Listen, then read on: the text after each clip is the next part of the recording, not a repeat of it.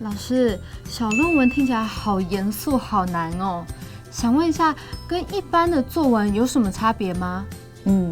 小论文的话呢，在4个项目当中呢，跟作文会有不一样的地方。第一个呢，小论文的阅读对象呢，它是有特定的阅读对象，它是为了专精于某一个领域的人呢，而撰写的。那作文的话呢，就是一般的社会大众，就没有特定的对象。那另外的话呢，在选材的部分呢，小论文的选材会比较严谨，而且讲究客观，需要选择呢值得探讨跟深究的题材。那这一个作文的话呢，就比较没有，它的创作上面比较不严谨，而且是比较属于主观的，个人的一个表达而已。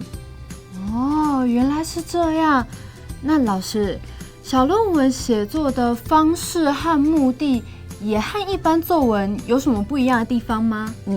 小论文呢，它是有撰写的架构，所以它大致上会分为第一个要写一段前言，第二个要做文献探讨，第三个要说你的研究方法是什么，那第四个要做你的研究分析跟你的结果的撰写，第五个最后就要提出你的研究结果跟你的建议，以及第6个还要很明白的把你引用的资料给列出来。那作文呢就比较没有规范，也没有绝对的标准。那你可以用抒情，也可以用叙事，也可以用议论3种文体来撰写，或者是结合上面3种文体来撰写都可以。小论文呢跟作文的写作目的也不一样哦。那小论文的话呢，是希望同学呢，你能够透过广泛的阅读，然后呢，也能够利用你的批判性的思考，学会呢怎么利用图书馆的资源，以及呢利用网络的资源来收集资料、分析资料，然后撰写你自己的读书报告、学习笔记以及研究成果，